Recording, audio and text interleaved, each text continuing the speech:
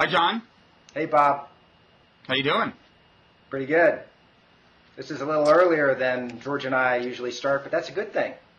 It has the virtue of being right after my morning coffee, and so you're catching me at a moment when life seems worth living. Same here. If I sound a tiny bit subdued, it's because my teenage daughter, Sky, is sleeping in the next room. I've got this little tiny one-bedroom apartment here, so there's not a lot of room for privacy. And I'm trying to let her sleep a little longer. If she's anything like my teenage daughter, it would take a pretty large explosive device pretty close to her ear to actually wake her up, but maybe she's not. I know, the sleep of the young, it's an amazing thing. Isn't it? Yeah, I envy it, of course. Well, I think if anyone can get you to yell loud enough to wake her up, I am that person. That's probably true. And I'll let you know when I've achieved success, okay? I think everybody will know, just without you telling them. Okay. But I think we're going to start out on this Science Saturday with something that's not maybe especially incendiary. It's this thing you pointed to me to about this research on memory involving rats. Yeah. I'll just give you a little background on this. I've been interested, as you probably know, in brain-machine interfaces, whether or not electronic devices can communicate with neural tissue, or whether they can do so more effectively than they already can. I mean, we have some amazing neural interfaces right now. The best, by far the most successful, commercially successful, is the artificial cochlea, which allows deaf people to hear. This is something that's much more radical and dramatic in principle. It's a device that is being worked on primarily by a group at the University of Southern California. The guy who is head of the project is named Ted Berger. I've been to his lab and interviewed him. And he has made a chip that he says can restore or replace memory function, hippocampal function, possibly in humans. What he says he's done already is replace that function to a certain extent in rats. So just a couple of weeks ago, the New York Times had an article on this most recent experiment of Berger, in which he claims to be able to switch memory function on and off with these implanted chips in rats. So it really sounds pretty cool. Yeah, and it almost went a little, as I read the thing, it went a little, I mean, well, maybe this is kind of what you're saying, but isn't it the case that they kind of like, they incapacitate, these rats had remembered something about, what bar to press or whatever. And they incapacitated the part of their brain that stored the memory so that they could no longer recall the information. Right. And then they kind of like bypassed that and put their brain in touch with the version of the memory that was kind of on a chip, right? Yeah, so what happens, they implant the chip, and then they leave it in there while the rat is doing all these memory tests that require it to remember which lever to push to get some water. And so the chip is recording these signals that come from a certain part of the brain that stores these memories, and then they shut that part of the brain down with a drug, and then they turn on the chip, and they claim that they can restore that memory function.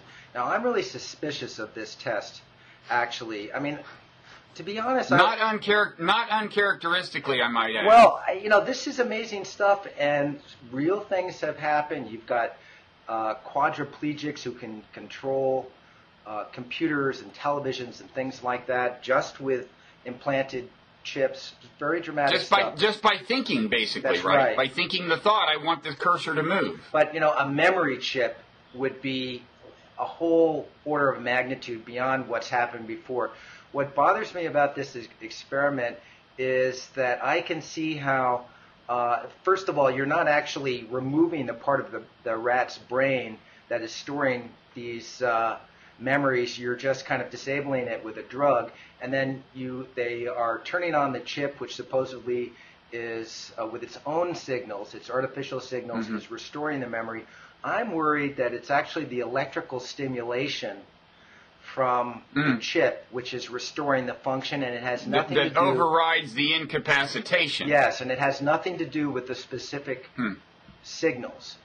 Okay, so let's be clear. Now, you've met the guy who does this work, and here on Blogging Heads TV, you're accusing him of scientific fraud. No. Please, Jesus Christ. Thank you, John. I've got all I wanted. We've got to take this to the editing room now. I got to run. I think that the way that this has been reported in the press, I mean, if you look in the blogosphere, there are all these sites that are saying that this is the beginning of the ability of scientists to create what you saw in the Matrix, where Neo instantly downloads the knowledge of how to do kung fu and fly a helicopter and things like that. There are all these. Actually, he had to work at the kung fu, as I recall, so it wasn't quite an entirely self-sufficient download. But anyway, a little bit. But it was It was kind of a training module he plugged into. But anyway, we digress. So you get the general idea. There's all this kind of commentary, and also about government mind control and all these kinds of things. Yeah. This research is really, really hard to do, and there are so many variables that you have to worry about when it comes to the brain.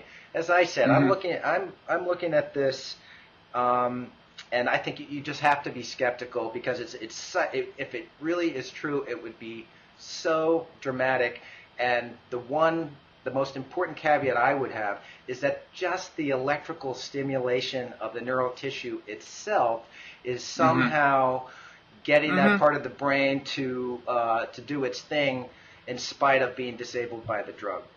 That's my main concern. It's a good question, and the way science works is, that somebody poses them with this question, and they have to figure out an experiment that rules out that possibility. Right. Like, for example, you find a way to put a memory on the chip that they never had to begin with. Right. Now that would require, and it's really important to note that, and I was very careful when I talked to Berger to make sure I understood this. He is not claiming to have actually encoded specific pieces of information. He's just taking these raw signals without knowing what they mean, and then putting them back into the brain. Now, to get to where to get to the kinds of things, the science fiction possibilities that some people are excited about or frightened by, that requires knowing exactly how to turn specific signals into specific thoughts and memories and perceptions and so forth. That requires knowing what I like to call the neural code, and scientists don't have a clue yet what the neural code is. Yeah. And unless we know that, all this sci-fi stuff is it's still just sci-fi stuff. It's not real. So it's kind of like you replicate the part of the program from my computer's hard drive on a USB drive, and you plug in the USB drive and say, see, it works on the USB drive, but you still are not the programmer who understands the programming language. Exactly. Now I should say that the artificial cochlea, what's amazing about it is that the signals supplied by the microphone that are fed into the auditory nerve are very, very crude. And, a lot of scientists, I was reporting on this back in the early 80s when scientists were first working on these devices, and a lot of skeptics were saying then it'll never work because we don't understand enough about the neural coding. It turned out that the brain takes these really crude signals and it makes use out of them. So you don't have to know necessarily the specific coding to get a device that works really well in the case of artificial cochleas. Yeah. I mean, it's funny. About a few months ago, I was at a conference, which wasn't basically about this stuff, but a guy there said, within 10 years, we'll have Google implanted in our brains. Yeah. And I said, no, man. I mean, I think it's a much harder problem than that. Not 10 years. I wasn't saying it's impossible in principle. I said, not 10 years, okay?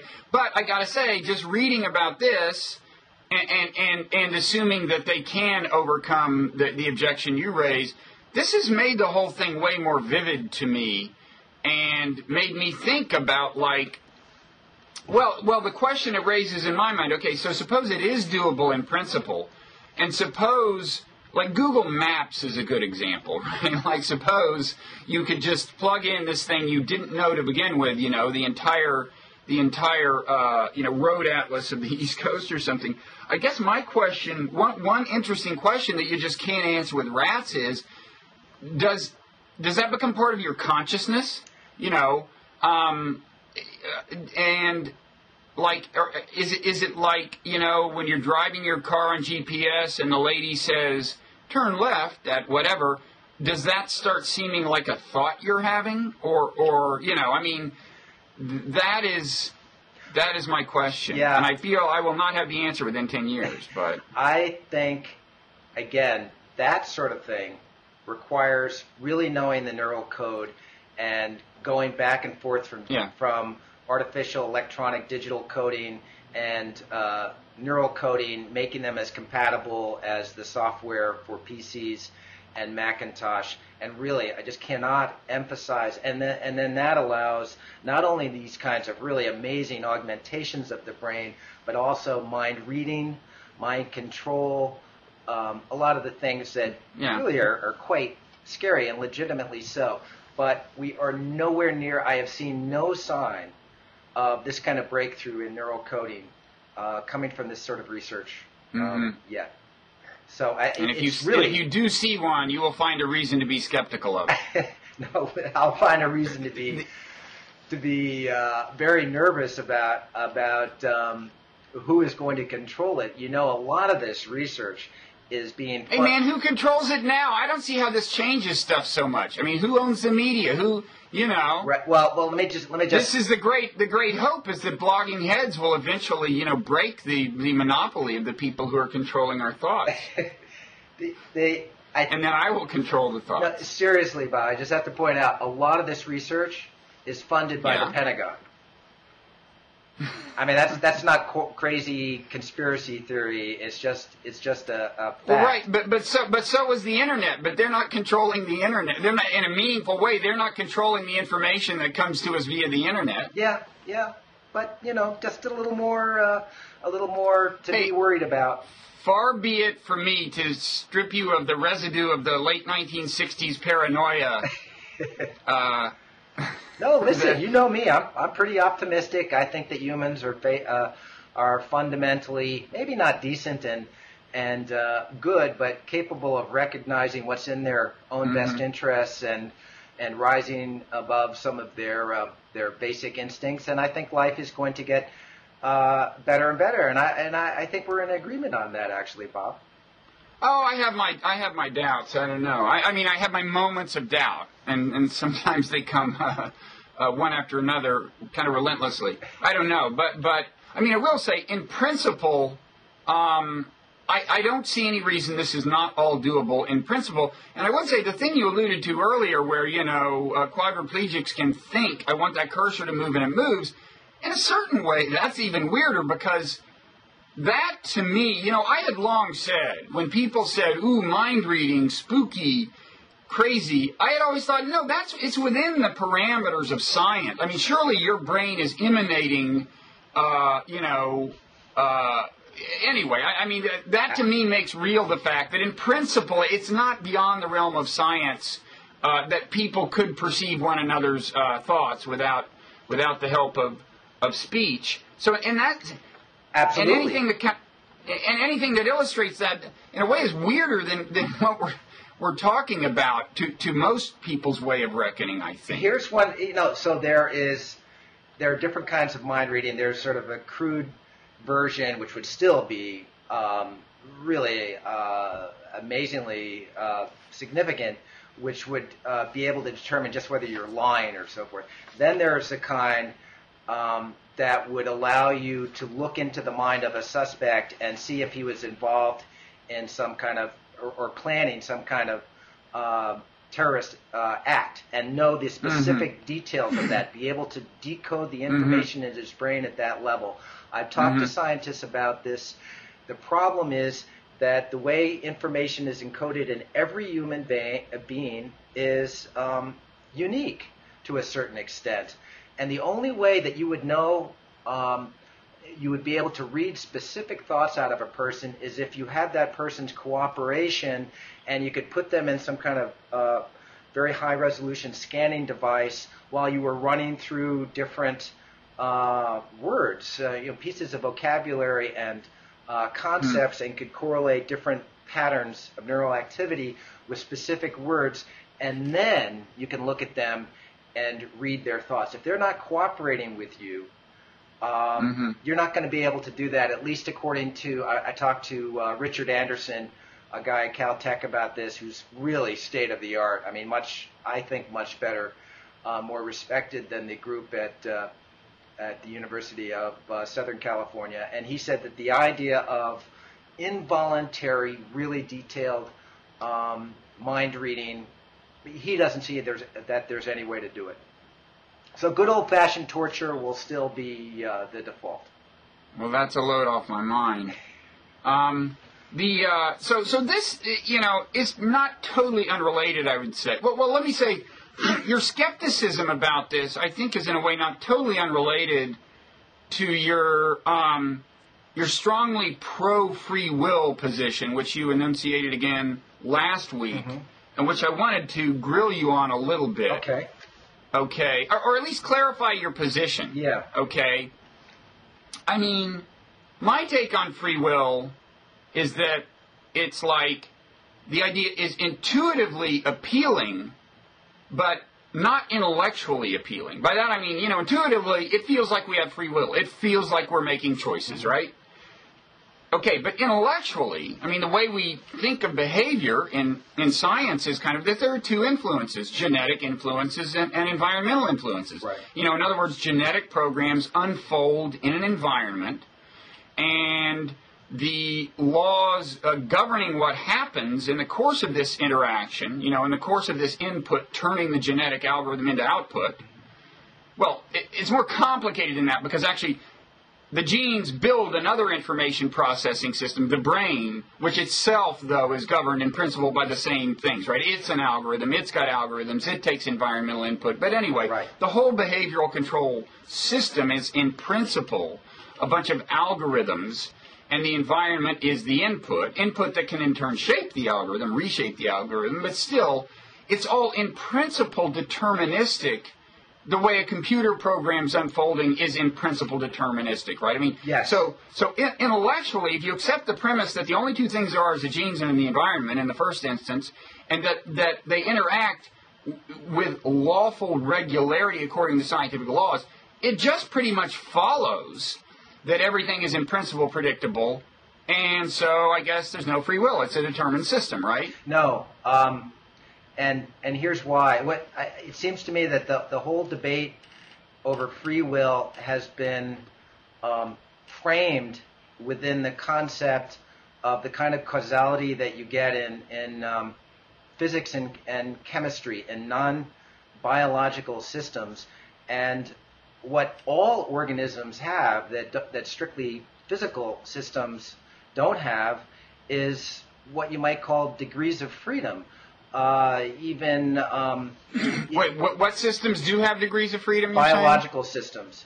So, one of the interesting questions that you could pose, and I don't think it's answerable, is where free will really begins. And I think of free will fundamentally as choice. But I use degrees of freedom because that gets away from the question of awareness and conscious choice and so forth. And you can look at even, bacterium that have options. Do they swim toward those nutrients over there or away from something that looks like it might be toxic? They've got degrees of freedom. They've got options. That's sort of... Well, you're asserting that, but that's just a matter of faith for you. You don't know that we couldn't ultimately decode the program and completely, with 100% certainty, predict the behavior. I I think, okay, let's go away from, actually, so far, this is something that I mentioned last week when I talked to George. Carl Zimmer has written about how you have identical E. coli. They're clones of each other. You put them in identical environments, and they sometimes behave differently. But John, you can't put them in identical environments. You cannot. It's like you can't step in the same river twice. You can't find two environments where every molecule impinging on the bacterium, on the one clonal bacterium, is the same, as every molecule impinging in the exact same place. There's no such things as okay. Kind of reminds me of the distinction between. Anyway, I get your point. I get your point. Let me just try to say what is at stake for me when I talk about free will. It is just preserving the concept of choice, which I don't think you can find anywhere in physics. You can't find in any non-biological systems. You can't even really find it in non-human. Well, actually, biology. You can. I mean, quantum physics has what is in principle unpredictability. There's a certain sense in which at the quantum level choices are being made for reasons we don't understand. That's a little bit too much anthropomorphism, and there's a whole literature on how you can't have a free will, a meaningful concept of free will that's just based on rolls of the dice, on the randomness of nature. Bob, for me, and listen, you're the one you care so much about morality. For me, what free will comes down, and there are sort of trivial choices that we make all the time, and we sometimes make choices for bad reasons, or we think we're doing something for reasons that actually others around us can see are bogus. But there are some times when we see these different options in front of us about what we're going to do with our lives, the choices that we have when we're trying to decide who to live our life with, who to marry or break up with, whether to be a writer or an investment banker, and these sorts of things. They bring in morality, which again has no correlate in. We can get into the question of whether. No, I think it does have correlates in other species, but go ahead. The difference between baboon morality and human morality is that ours is conscious. We are actually consciously thinking about what is best for a whole group of people as opposed to us personally. I just don't think that a baboon... I mean, we're definitely different, so go ahead, but how does the fact that that these decisions have moral consequence affect the actual truth about whether they're determined or not? I understand why you would like people to assume personal responsibility and take it seriously, and it may help if they believe in free will. I don't see how that affects the question of whether there actually is free will. I accept that everything is underpinned by physical processes, that everything ultimately is physical. I'm not a dualist. I don't say that there's a kind of independent soul or mind, but it seems to me that there is obviously this emergent property of physical processes in the brain that gives us the capacity to see different options, to consciously look at different options, different trajectories that we can go on. Yeah, but a computer can do that. And, I mean, are you putting a lot of emphasis on the consciousness thing? Because I would say two things. I mean, we never know for sure that any computer isn't conscious, because you only the being itself ever knows, and it may choose, and it won't choose to talk about it if it's not programmed to talk about it, and B, we clearly, in any event, can design computer programs that are so elaborate that you can describe them in this way. They are considering different trajectories and the implications let me just ask, and deciding among them. I get that, but I don't understand. It seems to me that there's so much philosophical sophistry that smart people are bringing to bear on this question of free will to try to undermine free will, when John, to me, John, we have to clarify. We have to clarify. Am I one of these people? Right now, you aren't. I can't. I'm really. I mean, let me just ask you personally. Do you really think that the periods in your life when you're agonizing over whether to do something, and you've got different options, you're weighing the pros and cons of doing different things, that those conscious deliberations don't actually have consequences, that they are not really the primary cause of what you eventually do? Is that what you're? Do you actually believe first that? First of all, I would say there's actually a lot of evidence that in a lot of times when we think the action is at a conscious level, it may not be. But I want to clarify.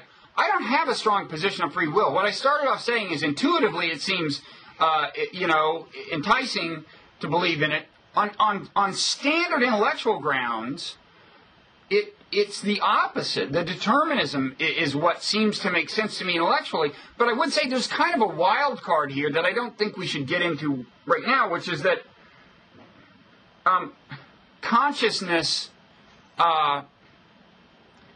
the existence of consciousness kind of convinces me that our whole model may just be too simple. Oh, absolutely. That's what I'm trying to say. But I think I mean something different by that than you do. But we needn't get into the whole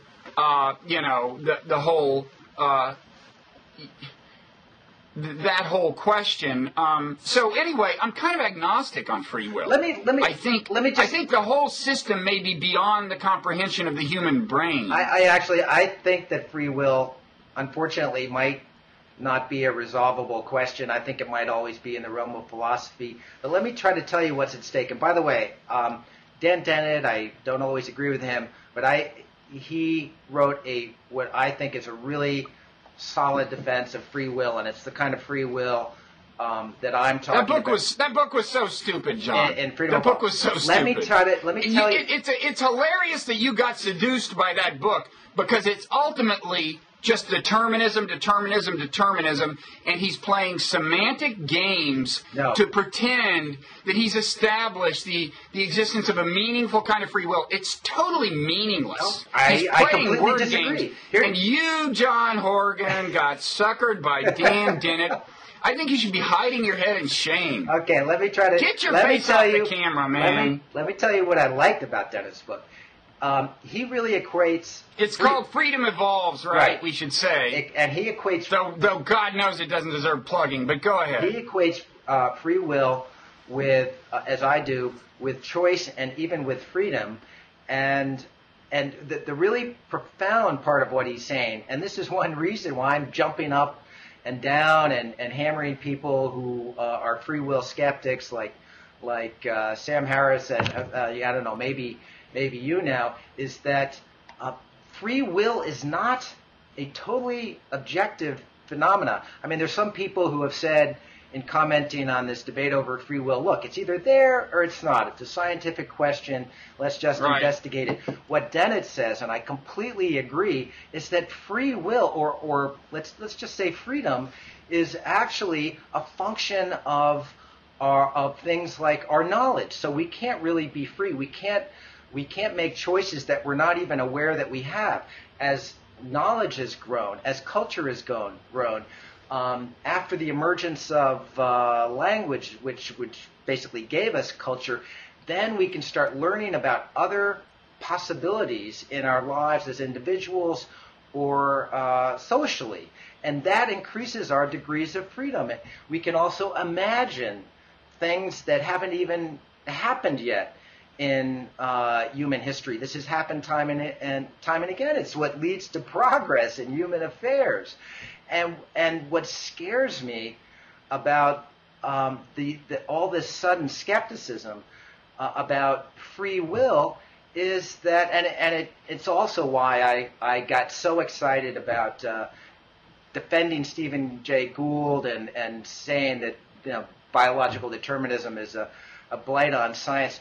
The degree to which we think we really are limited, that becomes a self-fulfilling prophecy. I think we need to believe John, that... Again, it may be true that not believing in free will has bad effects. To me, that does not bear on the question of whether free will exists. There are lots of things that are true that have bad effects, or that believing them has bad effects, but they're still true. I completely and disagree.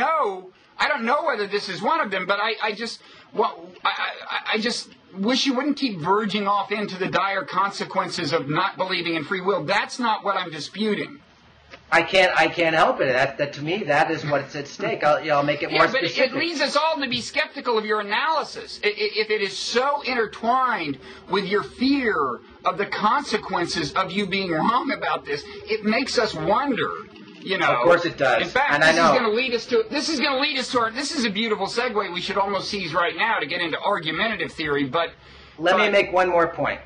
Okay. Okay. As you know, I've been obsessed with warfare. I have a book that I hope will be coming out late this fall, predicting a warless future. But what I'm up against is this very widespread fatalism about war. Most people think that war is just something that happens to us. It's one of these scourges of humanity, like earthquakes and tsunamis and hurricanes and things like that. It's just something that we can't really do anything about. And what upsets me about that position is, first of all, I think it's not merited by an analysis of warfare through human history and prehistory. And also, once again, it can become self-fulfilling. If we don't allow ourselves to envision a future without war, then we almost certainly will never get to that future. So what we believe, how we perceive, affects the objective reality. That's what I'm trying to say, and that's what's at stake, it seems to me, when we talk about any kind of determinism, whether it's these basic questions about free will or about the degree to which we're constrained by our genes or by certain neural structures. There are people who made the same argument about God. There were people who, in the late 19th century, they kind of were starting to think God didn't exist, but they said we can't tell people. Right. Society will fall apart. Yeah, I know. Except there are very good reasons to believe in the existence of free will, and everybody who's listening to this experiences it every single day, the reality of choice, as opposed to the evidence or non-evidence for God. That's the difference. Okay. I think maybe, just so we'll have stuff to argue about in future dialogues, maybe I won't get into the actual question I wanted to ask you about free will.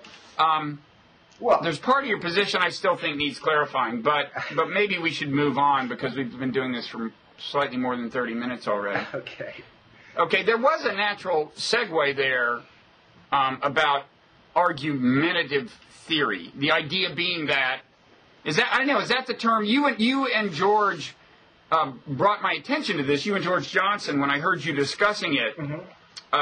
Actually, a few dialogues ago or something. But anyway, I mean, what's your under? Well, I wrote a piece about it for Scientific American, and you know me. I mean, you make me self-conscious about my skepticism sometimes, Bob. But then I just go, and I go back to it. And my first reaction to this was just kind of a knee-jerk dismissal. The basic idea is that human reasoning evolved not to discover the truth, but it evolved to win arguments. And winning arguments is not necessarily, in fact, it usually isn't the same thing as the truth. And they throw in a dash of evolutionary psychology to explain this. And let me just to concretize this. According to this theory, if a person really, for whatever reason, wanted to believe that free will existed, his entire way of thinking about it, not just arguing for it, but thinking about it, to the best that he thought he could, would be skewed in this case, in this totally hypothetical case. Right. Would be skewed by the fact that he, in some sense, has an interest in ultimately arguing this case, and therefore he would convince himself that it's true. Yeah, we all know that this is Okay. so psychologically. I mean, anybody who's at all introspective and honest with themselves know that we have confirmation bias and Right. that we tend to be much more sympathetic toward we don't view all points Yeah. of view neutrally. These guys, one of the interesting implications of this idea, argumentative theory, is that truth, arguing, of course, is something that at least two people do. It's a social activity, and these guys are implying that truth, when it is arrived at, is done so through this social process, and they are therefore suspicious of the solitary truth seeker. Well, right. Although but I think they're not saying that this dynamic isn't manifest when you're sitting there thinking alone, right? The idea is more that what you're going to ultimately do with this information socially is what shapes the conclusion you convince yourself is right. Right. But they also, they're careful to point out that this doesn't mean that truth is impossible to arrive at. What I like about it, and this idea grew on me over time, the more I thought about it, because it does help to kind of provide insight into a lot of different disciplines that are after some kind of truth. I mean, so many of these disciplines are adversarial. So, right? So, this is enshrined in our legal system. You get two lawyers who take completely different points of view on what actually happened with some crime, and ideally, out of that process, you get justice, right? Science is extremely competitive and adversarial, as are all the intellectual disciplines. Another reason I like this theory is that it seems to me that you can divide disciplines according to whether they argue forever without ever resolving questions, really, to anyone's satisfaction, as with free will, let's say, or whether they do arrive at a resolution where everybody goes, something, that's a pretty good answer, I think we can move on to the next thing. I think you can say that science, ideally, is a kind of arguing that actually leads to resolution, that satisfies all knowledgeable, reasonable people. Precisely because it compensates for this human tendency. Right. And so, for example, you said you have this skepticism about this research done by these rat people in San Diego. Well, it's kind of not natural that this objection would occur to them. I mean, I think good scientists train themselves to anticipate objections. We all should work on that.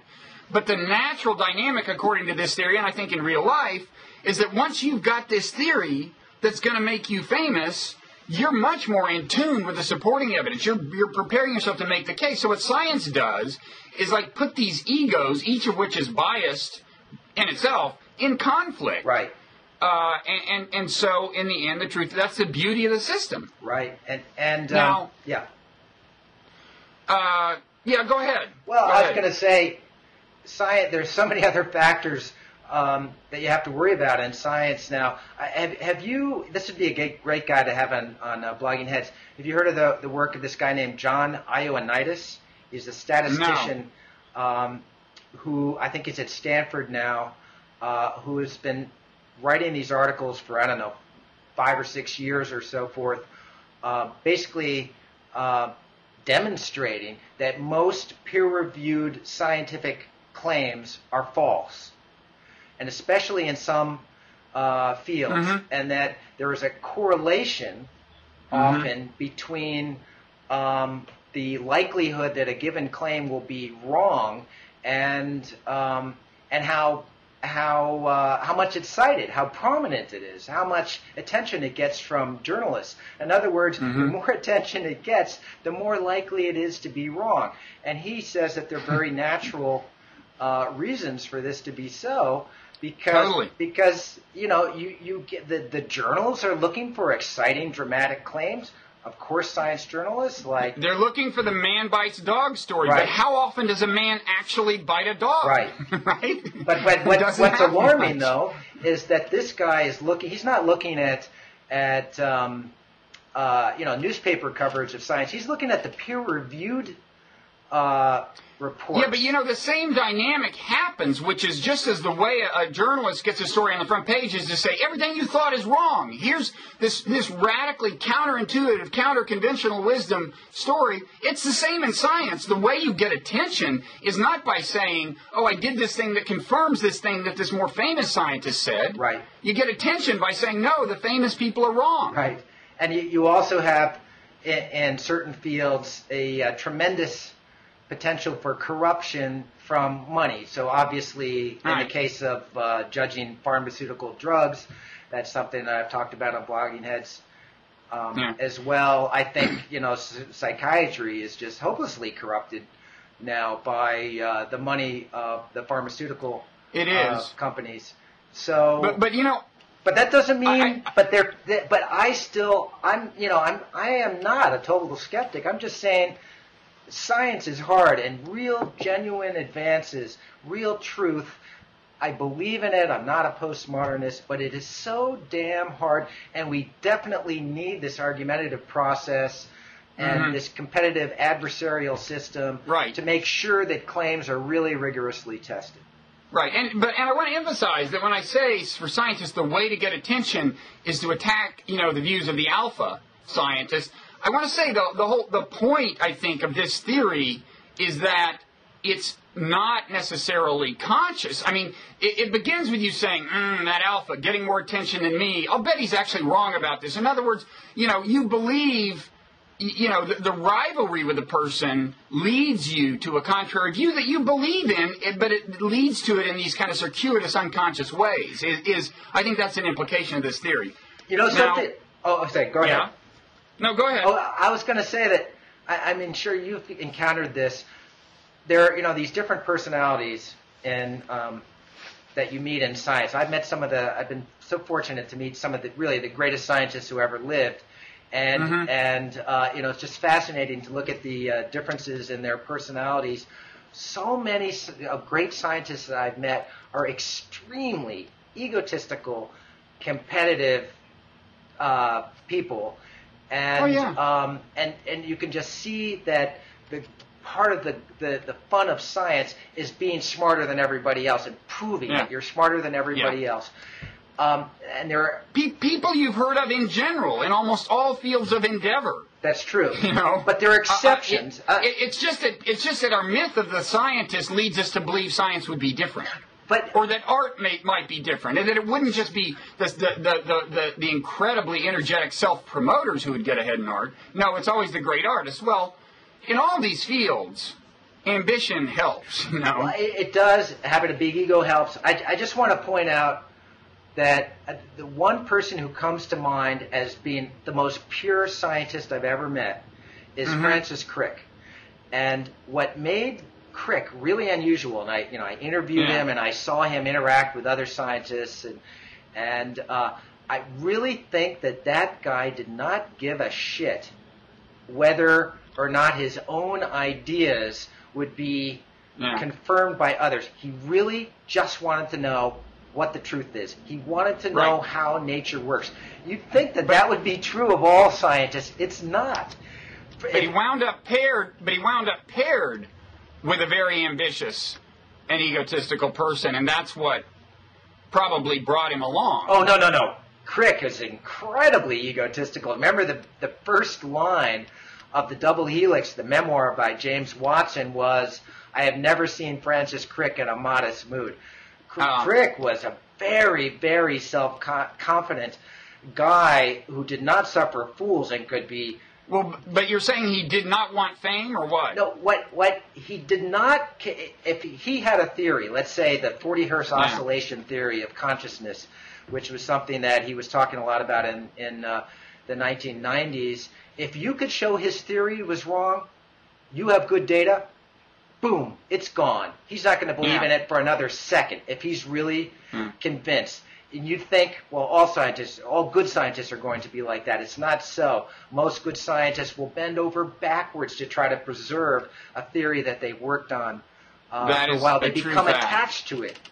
And Crick wasn't like that because really he was focused on... No, although in a way it was easy for him because the theory to which his reputation was always going to be staked was never seriously challenged. The big one, the double helix. That's right. That's right. That was not a doubt. So you want to see an ego on parade, John? Okay. I'm not proud of this, but here, tell me if this seems like I'm going to read you a paragraph, an accurate characterization of this radically new argumentative theory. Mm-hmm. Okay, listen closely.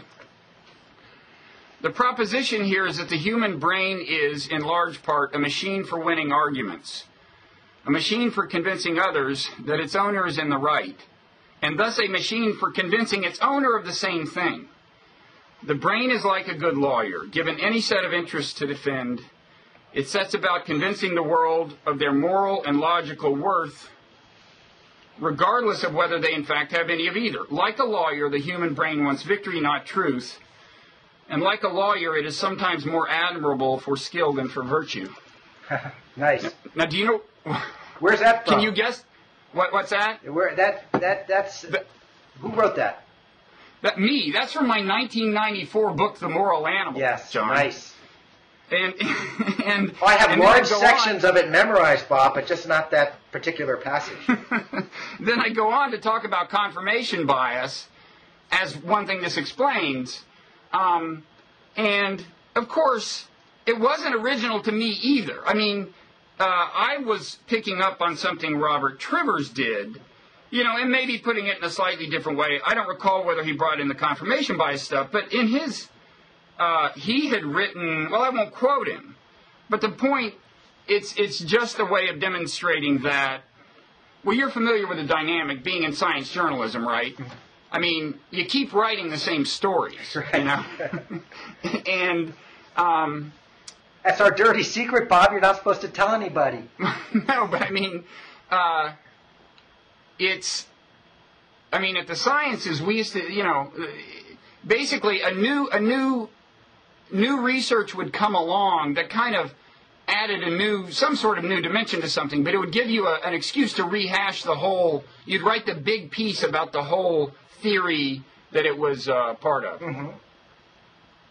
Yeah. So anyway, was that too pathetically egotistical No. to establish? Hey, Bob, this is your network. You can do whatever you like. But it's. I do think. Listen, argumentative theory. We haven't even brought up religion. What is remarkable is the degree to which I'm still constantly astonished by how very intelligent, knowledgeable people can argue themselves into believing what to me is completely crazy stuff. So, I'm getting beat up on for trying to preserve the concept of choice, and yet there are people out there who believe in a divinity that messes in human affairs and cares more about certain groups of people than others, and is going to reward us or punish us in various complicated ways. So another consequence of argumentative theory, of course, is that it unfortunately allows for some really erroneous beliefs to flourish, even in an era when we have developed techniques for deducing the truth. I do think that the more we recognize these tendencies in ourselves, the better. But right now, when you kind of look across the world and the belief systems that people have, you can see that our ability to fool ourselves is pretty awful still. It's still a very serious problem. It is, and that actually kind of leads us, I think, whether you wanted to or not, to I wanted to talk a little about your war thesis. Oh, okay. We're not going to talk about Steve Gould at all today? I thought... Well, I'll tell you what. Why don't I just do a snapshot of what I want to say about you're into war stuff. Okay. We can save that. Maybe we should save the whole thing. But the main thing I want to say about war and whether it ends, and this ultimately is, I think, to some extent a critique of some of the things you're focusing on in your own argument, is that, people talk about aggression and war being instinctive and innate. I just think that's the wrong way to frame the problem. I think what we're describing here, the argumentative theory, the way people convince themselves that, whatever it's in their interest to believe is the truth, that's more fundamental to what sustains war than something like aggression per se, right? Than like an aggressive impulse per se. I would agree with that. I think the most serious problem, more than aggression, it's interesting that we're in this period of where scientists are really in love with genetic theories. I'm more impressed by some of the classical experiments in social psychology done by Milgram and Zimbardo that show the power of conformity and how people do really bad things because they're sheep. Mm-hmm. They're sheep rather than wolves. Mm-hmm. And also by the kind of negative power of altruism. So your desire to sacrifice your own interests for those of your group can be manifested in suicide bombing, for example. It can be manifested in extreme intolerance and hostility toward others outside your group. So I think these, sure, aggression, of course, is a significant part of the human psyche, but conformity and even altruism, and altruism especially as defined as something that you feel towards people that you define as being part of your group, these, I think, are even more significant contributors, especially to modern warfare, and these are mediated by culture, right? Because culture defines who is in our group and who is outside of our group. And culture also is giving us these values that either we conform to or don't. So I think we are in agreement on that. I think. Okay, so so if you do want to talk about Gould, and let the record show that it was your idea, not mine. Although God knows I had a history with the guy when he was still around. We can put off, I think we could have a good long war discussion. Maybe actually, if your book's coming out in the late fall, maybe we should put off the long version of that for then. Yeah, that'd be good. Something there are some big books on war coming out soon. Steve Pinker has a massive work. I've already gotten a copy of it.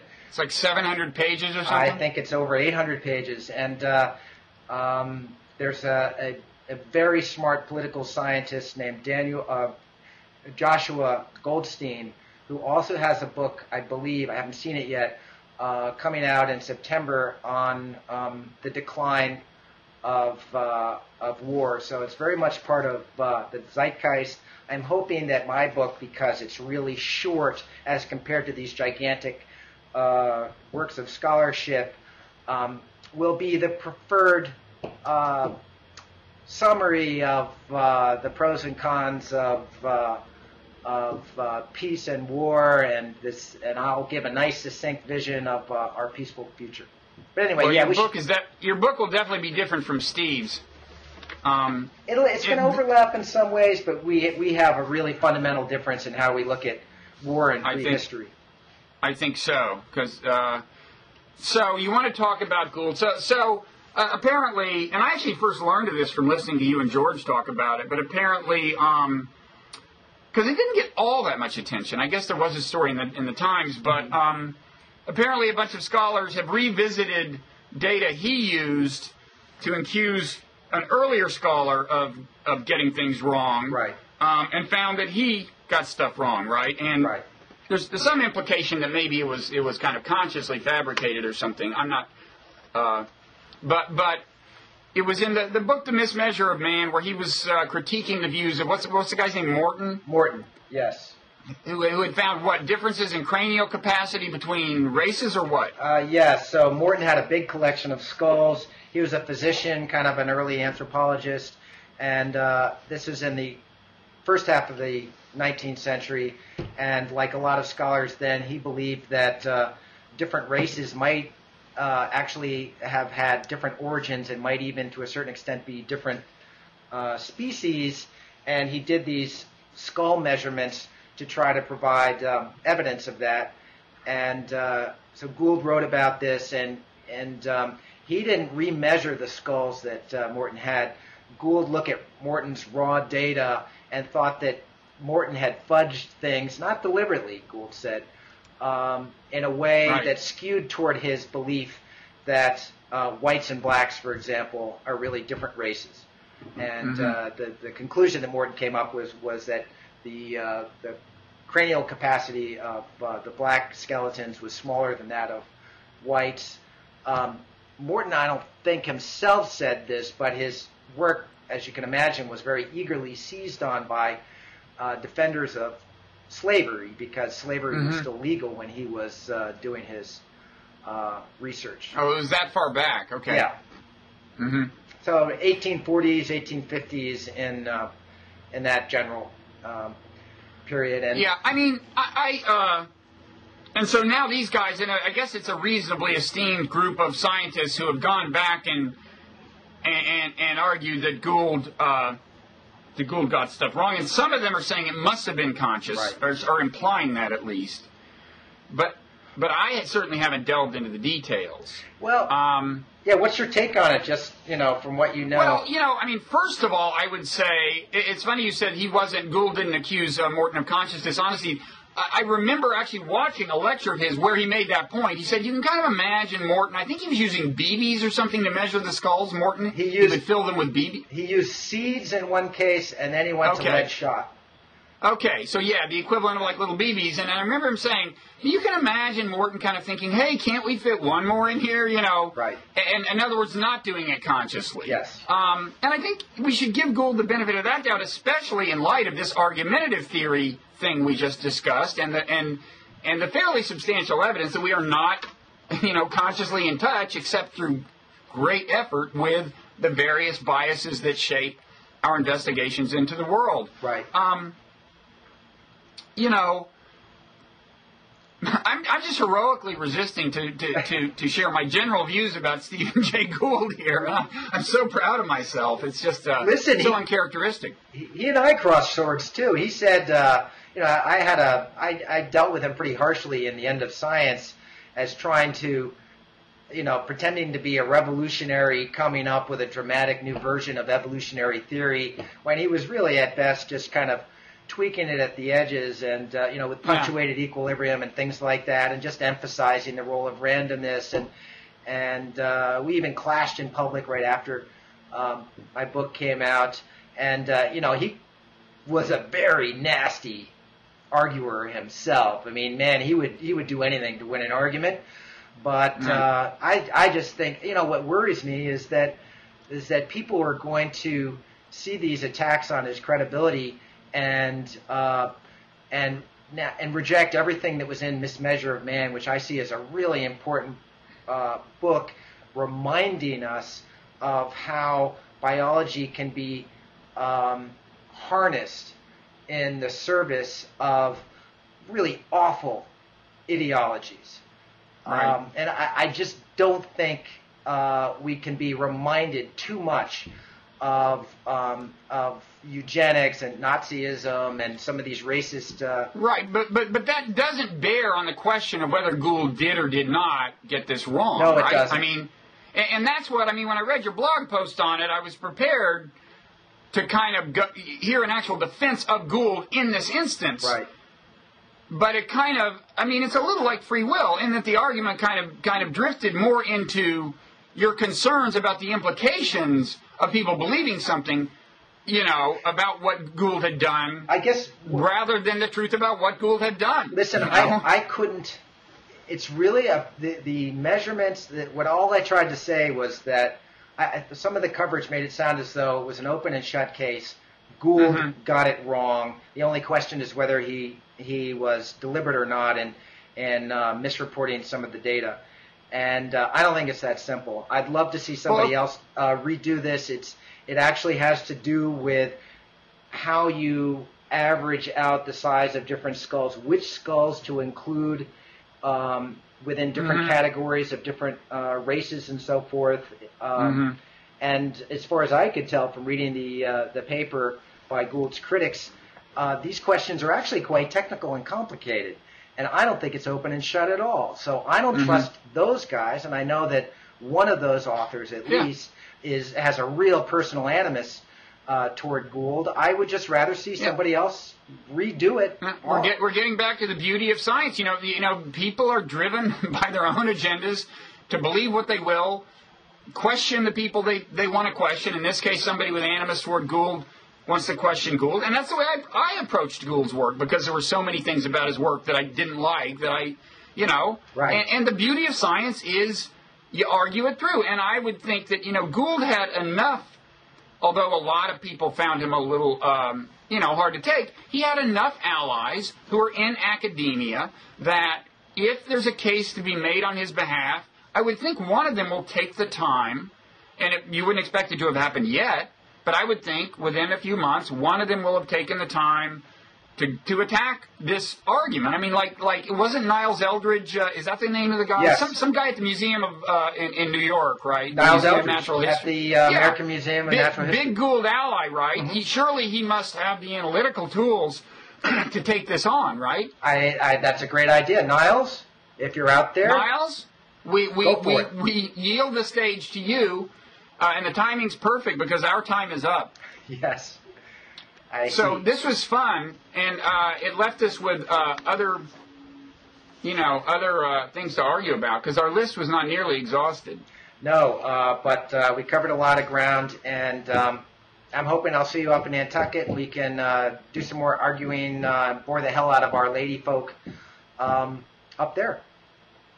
Actually, speak for your own lady folk. My lady folk enjoys these arguments and engages them, and almost always, sadly, with disturbing frequency, she doesn't see the wisdom of my own position. But that's heartening to know. Actually, it's funny you say that, because Valerie, my girlfriend, I told her I was going to be on with you, and she goes, "Oh, sweetheart." I said, "What?" And she goes, "Oh, you're probably going to look, Bob is so serious and intellectual, you're probably going to look kind of goofy compared to him." Tell Valerie I love her. Yeah. Although I don't think that is the way it works out. I think I managed to look sufficiently goofy that goofiness per se is not what you have to worry about. It's just the fact that you're wrong. Well, I've decided that my goofiness is part of my destiny, and history will tell whether I'm wrong or right. So we'll just have to see. Well, you're more optimistic than I am about whether history will even give a shit. History won't care. But about me anyway. But congratulations on that. Thank you. So we'll do it. We'll do this again before long. That sounds good, Bob. Okay. I hope we didn't wake your daughter up. No, so far so good. Okay. All right. See you around. Take it easy.